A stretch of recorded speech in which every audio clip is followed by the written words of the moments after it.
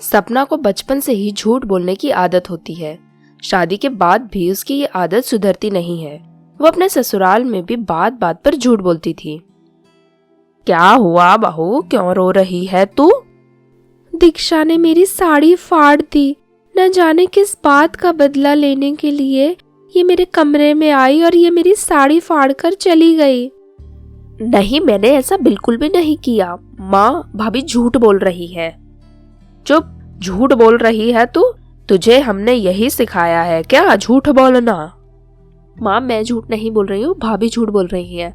आप भाभी की हर बात पर आंख बंद करके भरोसा करती हो, ये भी अच्छी बात नहीं है। जब मैं कह रही हूँ मैं झूठ नहीं बोल रही हूँ, भाभी झूठ बोल रही है। नहीं माँ जी, मैं झूठ नहीं बोल रही हूँ, मैं सच कह रही हूँ, मेरा यकीन कीजिए।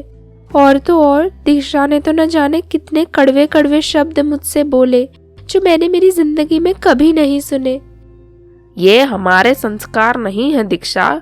तुझे अपनी भाभी से इस तरह बात नहीं करनी चाहिए। एक तो उसकी साड़ी फाड़ दी, ऊपर से इस तरह बातें कर रही है। लेकिन माँ, मैंने कुछ किया ही नहीं है, तो इसमें संस्कार कहाँ से आ गए? आपको भी तो मेरी बात पे भरोसा करना चाहिए। जब मैं कह रही हूँ मैंने भाभी की साड़ी नहीं फाड़ी है तो नहीं फाड़ी है माँ, मैं झूठ क्यों बोलूंगी? चुपचाप अपनी भाभी से माफी मांग।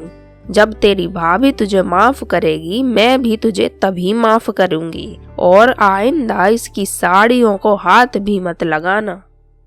हाँ माँ जी, लेकिन साड़ी का क्या? वो मेरी सबसे मनपसंद की साड़ी थी। दीक्षा ने जानबूझ के वो साड़ी फाड़ दी। अब मैं क्या करूँ माँ जी? कोई बात नहीं बहू, तू उसकी चिंता मत कर। मैं तेरे लिए तेरी मर्जी की नई साड़ी ला दूंगी। वो पहनकर तुझे जहाँ घूमना है घूम आना बेटा। ज्यादा साड़ी की चिंता मत कर। ठीक है माँ जी, आप जैसा कहें मैं वैसा ही करूंगी। देखा माँ, देखा, इन्हें नई साड़ी चाहिए थी, इसीलिए इन्होंने पुरानी साड़ी फट जाने का नाटक किया और इल्जाम मेरे ऊपर लगा दिया। माँ, मेरी बात पे भरोसा करो, ये झूठ बोल रही है। चुप रहो दीक्षा, इस तरह बात मत करो और अपने कमरे में जाओ। वहाँ बैठो और सोचो कि इतनी बदतमीजियां तुम्हें किसने सिखाई हैं। हमारे घर के संस्कार तो नहीं है ये। दीक्षा नाराज होकर चली जाती है, लेकिन वो जाकर हमारे घर के संस्कार तो नहीं है उसकी बातें सुनने के लिए। सपना आती है और अपनी माँ को फोन करती है।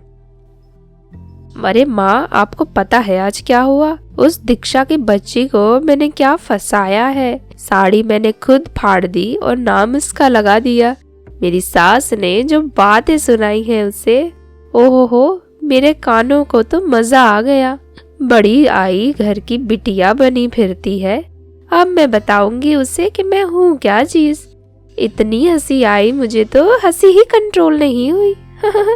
दीक्षा ये सब सुन लेती है और उसको समझ आ जाता है कि वो अब सपना को सबक कैसे सिखाएगी। दीक्षा, चलो जाओ और घर के सारे काम जल्दी जल्दी कर दो। आप करो, ये घर तो आपका है ना। यूं तो हर वक्त बताती रहती हो कि मैं तो कुछ समय की मेहमान हूँ, घर आपका है, तो काम करने में घर मेरा कैसे हो गया? आप करो काम चुपचाप। हाँ, लेकिन तुम यहाँ मुझसे ज्यादा रही हो, तो ये घर मेरे से ज्यादा तुम्हारा है, तो घर के कामों की जवाबदारी भी तुम्हारी है। तो जाओ और घर के काम करो चुपचाप। इससे कोई फर्क नहीं पड़ता है कि कौन ज्यादा रहा है और कौन कम रहा है। काम आप करिए, मैं मेरे हिस्से का काम तो चुपचाप कर ही देती हूँ। अपने हिस्से का काम तो आप करिए, उसे तो आपको ही करना पड़ेगा, मैं नहीं करूँगी। मुझे फर्क पड़ता है तो तुम्हें भी फर्क पड़ेगा। तुम चिंता मत करो और जैसा जैसा मैं कहती हूँ वैसा करो, वरना इसका अंजाम क्या होगा वो भुगतने के लिए भी तैयार हो जाओ।